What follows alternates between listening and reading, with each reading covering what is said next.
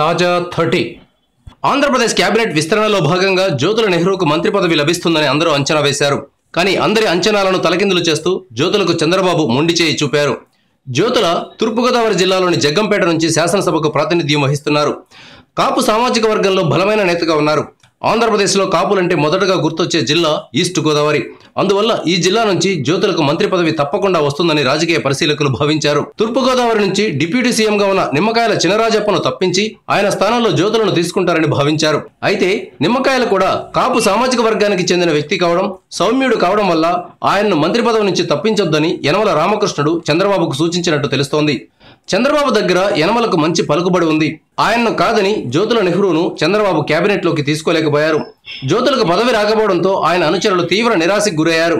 ఒకప్పుడు జ్యోతుల టీడీపీలోనే ఉండేవారు. గత ఎన్నికల్లో వైసీపీ తరపున గెలిచారు. అనంతరం టీడీపీలో చేరారు. 2014 ఎన్నికల్లో జ్యోతులు గనక టీడీపీలో ఉండుంటే ఖచ్చితంగా ఆయనే డిప్యూటీ సీఎం అయి ఉండేవారు. ఇప్పుడు ఆయనకు అదృష్టం కలిసి రావడం లేదు. భవిష్యత్తులో ఏం చేయాలనే దానిపై జ్యోతులకు ప్రస్తుతం సమాధానం లేని ప్రశ్నలే మిగులుతున్నాయి. తిరిగి వైసీపీలోకి వెళ్లలేరు. జనసేనలోకి వెళదామంటే అది ఎక్కడ ప్రజారాజ్యం అవుతుందోనని భయం. ఈ నేపథ్యంలో ప్రస్తుతానికి వేచి చూడడం మంచిదనే ధోరణిలో జ్యోతుల నెహ్రూ ఉన్నట్లు తెలుస్తోంది.